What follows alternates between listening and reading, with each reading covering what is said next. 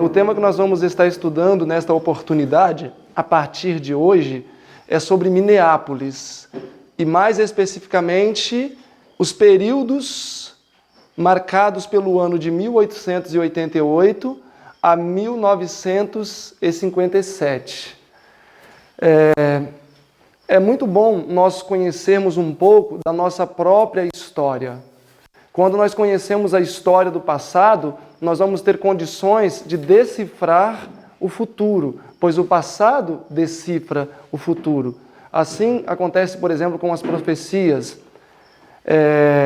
Então eu acredito que esse assunto é um assunto relevante para talvez respondermos algumas inquietações que possamos ter na nossa mente quanto a tudo que tem acontecido nesses últimos dias, especialmente com o povo remanescente de Deus. Talvez a resposta esteja aí, de 1888 a 1957.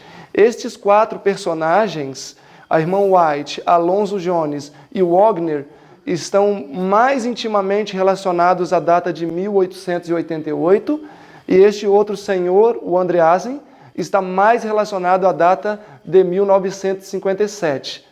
Os 3 personagens que eu mencionei ao início tiveram uma participação preponderante em tudo o que aconteceu em 1888. E já em 1957, o pastor Andreasen, poderíamos dizer que foi o personagem principal, pois ele sozinho fez frente a uma grande onda de influência negativa que estava inundando a nossa igreja nesta década. Então esses 4 personagens deveríamos conhecê-los bem. Além deles, outros mais. Por exemplo, relacionado ainda a 1888, George Butler é um personagem importante, pois em 1888 ele que era o presidente da nossa igreja, entre outros personagens ilustres da época que nós vamos estar estudando durante essa semana. Nós vamos abordar um pouco sobre o surgimento da Igreja Adventista do Sétimo Dia, um movimento profético que nasceu neste mundo de maneira oficial em 22 de outubro de 1844, quando Jesus passou para o Santíssimo e assim começou a sua obra de juiz investigativo. Depois nós vamos estudar rapidamente o desenvolvimento organizacional e doutrinário da Igreja Adventista, para que assim tenha um terreno bem preparado para estudarmos a data de 1888. Nós vamos estudar especialmente 17 de outubro a 4 de novembro de 1888. Foi quando em Minnesota aconteceu, na cidade de Minneapolis, podemos dizer que talvez uma das assembleias mais importantes. Como nós vamos perceber pelos escritos da própria irmã White, que esteve presente, e disse que naquele momento, naquele período, Deus desejava derramar a chuva serôdia. E que, na verdade, lampejos desta chuva se sentiu. Mas, infelizmente, a luz que deveria ter iluminado este mundo, irmão Otacílio, não iluminou. Aconteceu algo trágico e Deus teve que reter a sua mão e a chuva serôdia não foi derramada. E assim voltamos para mais alguns conjuntos de 40 anos pelo deserto. E aqui continuamos até hoje. Então eu acredito que o segredo para saber o que nós precisamos fazer, qual deve ser o nosso comportamento como povo remanescente dos últimos dias, deve ser entender o que aconteceu em Minneapolis, pois os mesmos teores teológicos que agitaram as coisas naqueles dias e fazendo com que estivesse muito perto de ser derramada a chuva serôdia, é a mesma mensagem que vai ser novamente pregada nos nossos dias. É a mesma mensagem. A justiça pela fé. Essa citação dos eventos finais foi confirmado tudo quanto declarei em Minneapolis, que precisa haver uma reforma nas igrejas. A irmã White escreveu isso aí logo depois de 1888. O estado de coisas negativas que permearam o contexto de 1888 acabou penetrando para além de 1888 e teve uma influência não positiva na nossa igreja. preparando o caminho para a incredulidade, e muitas pessoas que se levantaram do nosso meio, personagens que vamos estudar, e tiveram uma influência terrivelmente negativa para a igreja. Homens que eram homens conhecedores da palavra e se tornaram grandes perseguidores do adventismo. Um deles, por exemplo, que nós vamos estudar amanhã, acho que é depois de amanhã, ele teve uma influência tão negativa que alguns dos seus livros contra a irmã White são utilizados até os dias de hoje para de alguma forma trazer opróbrio ao dom profético de Ellen White por parte dos evangélicos.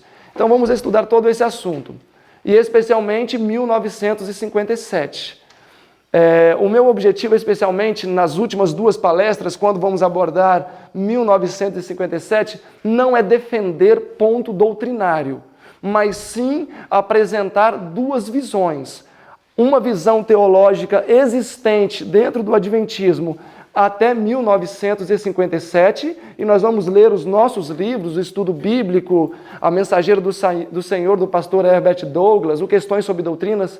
São livros que nós publicamos, a Igreja Adventista publicou, e vamos ver como se ensinava alguns aspectos fundamentais teológicos antes de 57 e como essas doutrinas passaram a ser ensinadas depois de 1957. Então eu espero que seja de esclarecimento para todos. Talvez não vai ser uma coisa muito exortativa, porque quando se lida com a história, números, datas, cansa mais, Parece até mais matemática. Mas eu acredito que nós não podemos permanecer ou sermos ignorantes quanto à nossa própria história, para que não venhamos a perpetuar erros que foram cometidos no passado. E aí surge até uma pergunta, que poderia surgir na nossa mente, mas qual a relevância de estudar? Ora, a relevância de estudar a história passada é que o passado, com os seus erros, vai nos proteger no futuro. Por quê? Quando eu olho para o passado, a própria Bíblia declara que as coisas que ocorreram no passado são as que acontecem no presente e certamente serão as mesmas coisas que também vão acontecer no futuro. Olhem comigo aqui o livro de Eclesiastes. O livro de Eclesiastes, capítulo 1. Todos estão lá? Eclesiastes, capítulo 1. Eu gostaria de dizer o seguinte, meus irmãos. Nós estamos vivendo em tempos trabalhosos. Cada oportunidade que o Senhor nos concede de estudarmos as Escrituras, devemos encarar tal momento como se fosse único e último da nossa vida. Existem muitas pessoas que, por diferentes motivos, não têm a oportunidade que nós temos de, em primeiro lugar, desfrutar de liberdade religiosa e, em segundo lugar, desfrutar de uma mente sadia. Quantas pessoas não são debilitadas mentalmente? No Rio de Janeiro eu trabalhei 2 ou 3 anos num centro de reabilitação, dando assistência às pessoas que ali iam para se tratar por uso de drogas e bebidas, etc. Era muito comum você ver pessoas jovens de 20 anos, 25 anos, 18 anos, que usaram muito crack e já não desfrutavam, não gozavam mais das suas faculdades mentais, eram débeis mentais. Às vezes eles saíam nus de dentro do alojamento. Então o Senhor nos deu a graça de termos uma mente sadia, capaz de raciocinar, capaz de entender, assimilar e reproduzir. Então eu gostaria que realmente nesses dias em que passarmos juntos aqui, o irmão Aquiles vai explanar juntamente com vocês a carta de Efésios, a Célia vai ter um tema também especial para vocês, a irmã Isabel. Vamos aproveitar ao máximo, para que realmente venhamos a sair daqui com a bênção proposta para cada um. E outro detalhe é que as Escrituras não é um livro de ficção, onde estão coisas que podem acontecer ou não. As Escrituras expressam uma verdade sólida e precisa.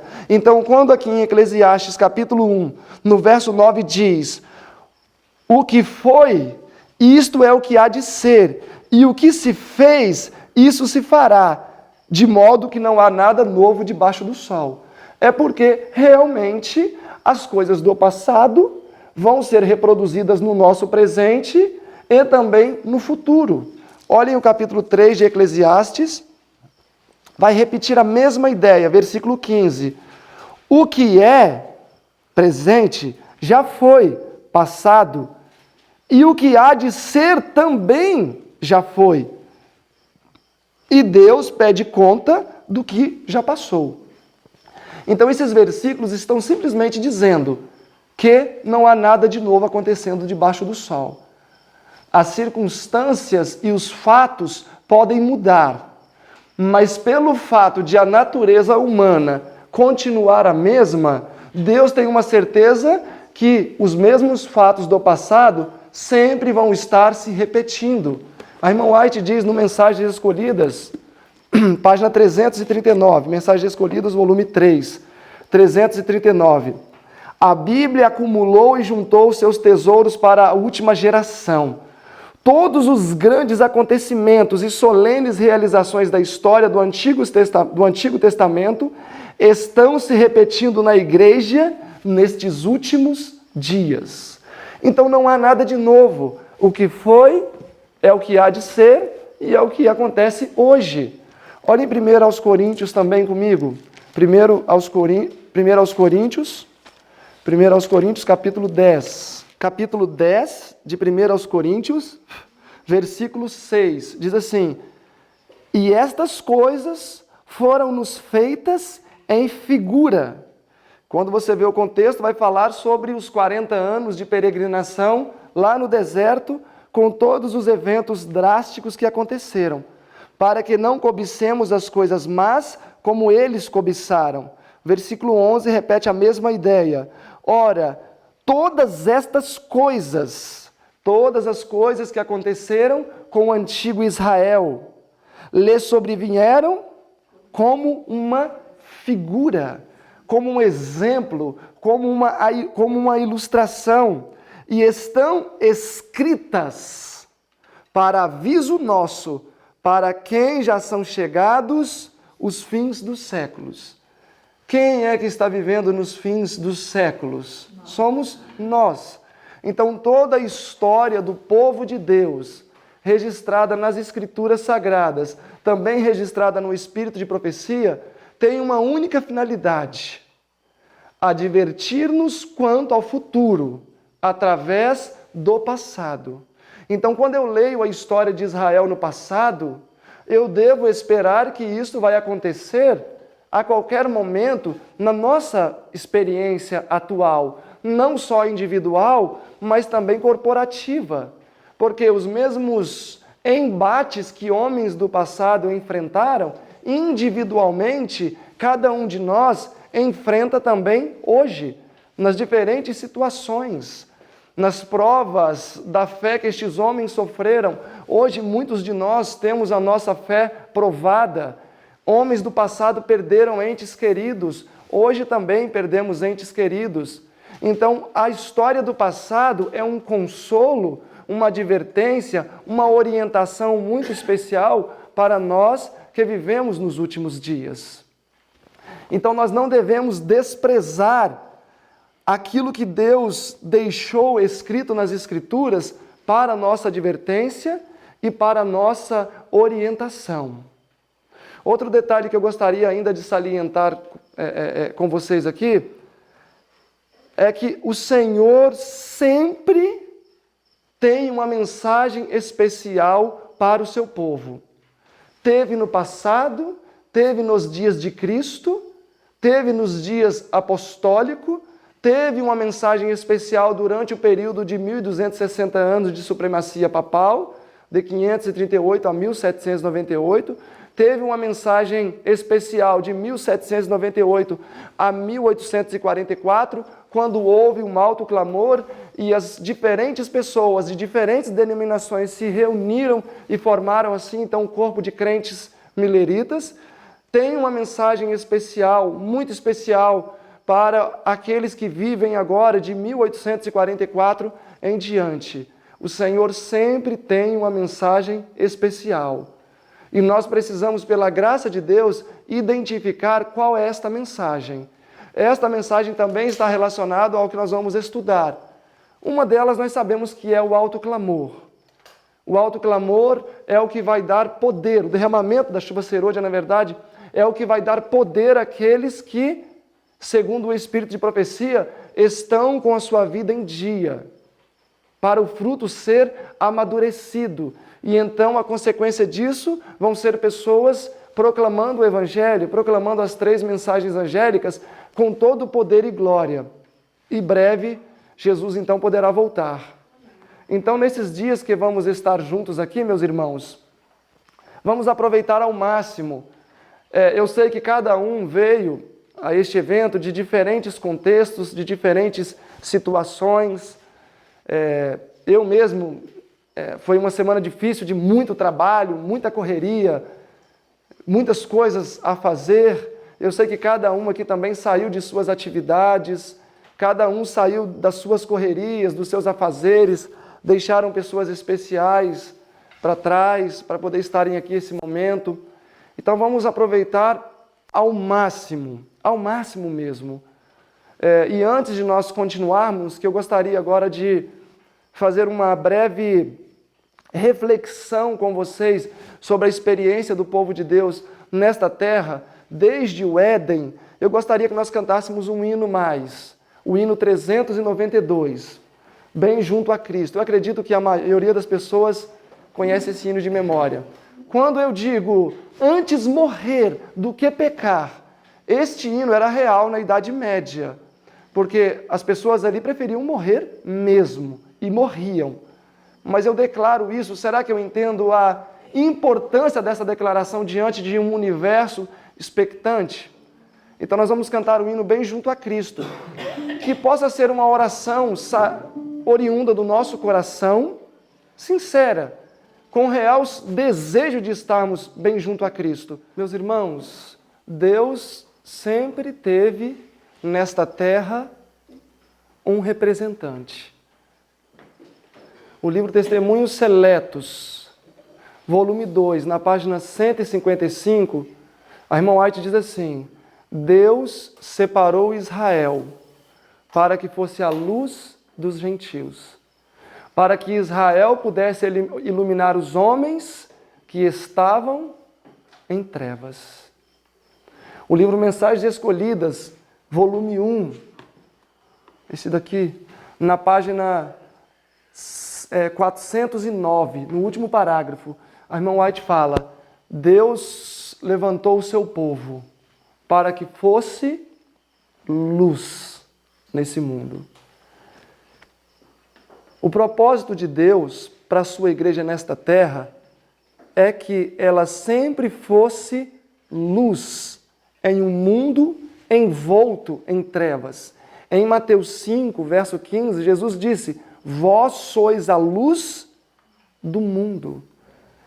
O que se faz com uma lamparina que não tem mais azeite, que não tem chama? Ela não serve para nada. Ela não serve para atender o propósito para o qual ela foi direcionada. É por isso que Jesus, quando se apresenta às 7 igrejas, lá do Apocalipse 2, verso 1, Jesus é apresentado estando diante do candeeiro de ouro, mostrando assim para nós, em aspectos proféticos, que Deus ainda continua com o seu desejo, já nos períodos da dispensação cristã, que a igreja seja luz. Foi assim desde o início. Quando Adão e Eva transgrediram a lei de Deus e foram convidados a se retirar do jardim do Éden, Deus pretendia trabalhar através de Abel. Abel deveria dar origem à linhagem santa, mas por uma fatalidade, Caim acabou eliminando a vida do seu irmão. E Deus então levantou Sete. Quando Sete nasceu, Satanás temeu, porque ele imaginou que Sete já fosse o Messias, o qual esmagaria sua cabeça, porque em Gênesis 3,15, pouco antes havia sido lançada a sentença de que a semente da mulher esmagaria a cabeça da serpente. Mas ainda não era o Messias, senão o progenitor da linhagem do Messias. Ok, então Sete nasceu para ocupar o lugar de Abel e ele então deu origem à igreja, deu seguimento à igreja de Deus na terra, até Enoque. Enoque, o sétimo depois de Adão, foi parte da igreja visível de Deus nessa terra. A luz da verdade presente para aqueles dias foi mantida intacta e propagada por Sete, o qual depositou esse legado na mão de Noé. E de Noé saltou para Abraão.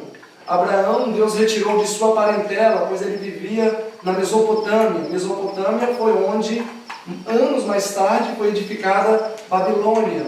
O Senhor tirou Abraão de sua parentela, conduziu até Canaã. Mas antes de conduzi-lo diretamente a Canaã, Deus o preparou para a grande missão de sua vida, que era ser o guardador dos oráculos divinos. Então ele deveria ser livrado das influências pagãs que o pai dele estivera exposto, para que a verdade pura e imaculada não viesse a ser contaminada por nenhuma das práticas idólatras de sua família. E Abraão, segundo Ellen White, era um homem de muita oração. A cada lugar que ele parava para estabelecer o seu acampamento, ele ali edificava um altar. No Patriarcas e Profetas, na página 128, a Ellen White declara que quando ele passou pela terra dos cananeus, ele sabia que ali aconteciam sacrifícios humanos. Os cananitas eram muito pagãos e sacrificavam pessoas. E Abraão, com temor de que algo lhe acontecesse, teve a certeza de que Deus estaria com ele e levantou naquela região um altar. E então ele, pela manhã e pela tarde, diz o texto, Patriarcas 128, que ele chamava todos os seus colaboradores, aqueles que com ele estavam, para oferecerem o sacrifício, o culto da manhã e o culto da tarde. Os cananeus olhavam aquilo, e quando ele foi embora, eles começaram a repetir o mesmo processo por influência de Abraão. Então Abraão começou a atender o propósito para o qual ele foi chamado, ser luz entre as trevas. Quando avançamos de Abraão, vamos para Isaac, o qual perpetuou o mesmo legado, Jacó, José, Judá, e assim vamos avançando. Deus sempre teve um representante. Deus sempre teve uma igreja com a qual ele pôde contar. Mas, embora sempre tenha existido a sua igreja visível, que é a igreja militante, Deus também sempre teve uma igreja invisível, que não só está somente dentro da sua igreja oficial, mas também está fora da igreja. Podemos citar como exemplo Ruth, a Moabita, Obed-Edom e muitos outros homens que não faziam parte das fileiras de Israel, mas eram homens fiéis. Quando chegamos, por exemplo, nos dias de Elias, Elias achava que não tinha sobrado ninguém da igreja visível, mas ele esqueceu que existia uma igreja invisível e Deus disse: Elias, a minha igreja, como você pode ver, está em apostasia, mas existe aqui 7.000 que não dobraram os seus joelhos a Baal. Então Deus sempre pôde contar com uma igreja visível, militante. Mas quando olhamos para a experiência de Israel, nem sempre o Israel militante foi o Israel triunfante. Qual é a grande prova disso? Que no ano 34, depois de Cristo, eles foram rejeitados. Eles cessaram de iluminar o mundo completamente, e Deus já não poderia mais utilizá-los para nada. E a porta da graça se fecha então para Israel no ano 34. Deus levantou uma igreja para que ela fosse luz. Israel foi, por um período, plenamente luz. Israel, por um período, atendeu na plenitude o propósito para o qual eles foram chamados. Segundo o livro Testemunho Celeste, volume 2, na página 155, porque a irmã White, ela comenta no Profetas e Reis, na página 32, o seguinte, ela diz: durante o reinado de Salomão, Deus, na verdade, esqueci de um detalhe, durante os primeiros anos do reinado de Salomão, Deus foi grandemente honrado, pois Israel se tornara a luz das nações. Então, naquele momento, Israel alcançou o seu objetivo, que era ser luz entre as nações. E nós temos até um relato de 1 Reis, capítulo 10, onde a rainha de Sabá saiu de sua terra e veio até a terra de Salomão, até Jerusalém, para conhecer este povo formidável. E foi um grande alto clamor, porque se nós olharmos no capítulo 10 de 1 Reis, 24 diz: e nos dias de Salomão, toda a terra buscava a face de Salomão para ouvir da sabedoria de Deus, para ouvir sobre o que Deus tinha a lhes comunicar. Neste período, Israel atendeu o propósito para o qual ele foi chamado. Nos dias de Salomão houve um alto clamor, de maneira que a verdade pura, imaculada e simples alcançou os mais profundos rincões da terra. Não houve uma pessoa que não tenha ouvido falar da grandeza de Israel nesse período. Eles foram luz. Meus irmãos, como igreja de Deus, nós temos a finalidade de ser luz. Nós precisamos ter isso como o nosso objetivo. Ser luz. Eu quero fazer uma pergunta. Comumente usamos a luz para quê? Para banir as trevas, não é? A luz não é utilizada para banir as trevas. Notem que as trevas não podem subsistir diante da luz. Por mais tênue ou por mais delicada que seja a luz, pode ser um palito de fósforo. Ela tem muito mais força que as trevas. Então, Deus tem uma igreja. Deus teve uma igreja. E esta igreja precisa ser luz. Após a rejeição da nação judaica no ano 34, levantou-se então o cristianismo. E aí nós temos a igreja de Éfeso, que foi luz nos seus dias, desde o ano 31 até o ano 100 depois de Cristo. E a igreja de Éfeso foi luz. Aí depois temos a igreja de Esmirna, que também foi luz. E assim sucessivamente. Entramos então no período dos 1260 anos. Novamente a igreja de Deus continuou sendo luz. Mas quando nós chegamos, por exemplo, no período de Tiatira, o que aconteceu com a igreja apostólica? Apostatou. Se tornou a igreja católica. Deus fez o que então?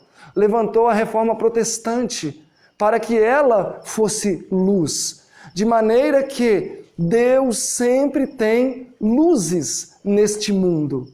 E quando um cristão perde a capacidade de iluminar as trevas, ele perde também a sua utilidade. Ele vai ocupar uma vaga inutilmente, desnecessariamente. Ele já não vai atender o propósito para o qual ele foi chamado. Avançando no raciocínio, eu quero dizer o seguinte: ser luz é viver em contraste. Ser luz é viver em contraste. É desta maneira que nós pregamos como luz, sendo contraste. Como assim, sendo contraste? Jesus disse assim: eis que vem o príncipe deste mundo e eu não tenho nada com ele. Não tenho nada. Pregar em contraste, que é o mesmo que ser luz, é quando a nossa vida não corresponde em nada com a vida e obra daqueles que não professam o que nós professamos. Se aquilo que eu como é o mesmo que as pessoas aí fora estão comendo, isso quer dizer que eu não estou fazendo contraste, eu não estou contrastando. Se aquilo que eu me visto é o mesmo que as pessoas aí fora estão se vestindo, eu não estou fazendo contraste, eu não estou contrastando, eu não estou iluminando as trevas. A maneira em que eu me comporto, ou que eu trato a minha esposa, ou o meu esposo, o meu filho, o meu vizinho, se não for diferente da maneira que as pessoas procedem, isto quer dizer que eu não estou vivendo em contraste. Eu não estou vivendo em contraste. No início da minha conversão, o Edmar sabe muito bem, e na época eu era bem forte, eu andava só sem camisa, né, umas bermudas assim, curtas e sem camisa. E eu me lembro que ele começou os estudos e tudo mais, e já nos primeiros dias eu fui à cidade um dia. Isso muito no início, assim. E eu fui sem camisa. E aí alguém fez uma brincadeira de mau gosto perto de mim. E aí uma pessoa, eu falei: olha, rapaz, me respeita porque agora eu sou um cristão. Aí ele olhou: mas interessante, eu não notei nada de diferente. Para mim você continua a mesma coisa. E aí para mim foi uma lição aquilo naquele dia. Eu não estava contrastando, eu estava sendo, na verdade, cúmplice. Eu estava sendo cúmplice. O cristão precisa contrastar. Se aquilo que as pessoas fazem nos seus lares, pessoas que não temem ao Senhor, é o mesmo que eu faço no meu lar, as mesmas maneiras, tudo, isso quer dizer que o Evangelho não está sendo pregado em contraste. É o contraste que faz as pessoas despertarem. É o contraste que fez com que os fariseus dissessem: eles estiveram com Jesus.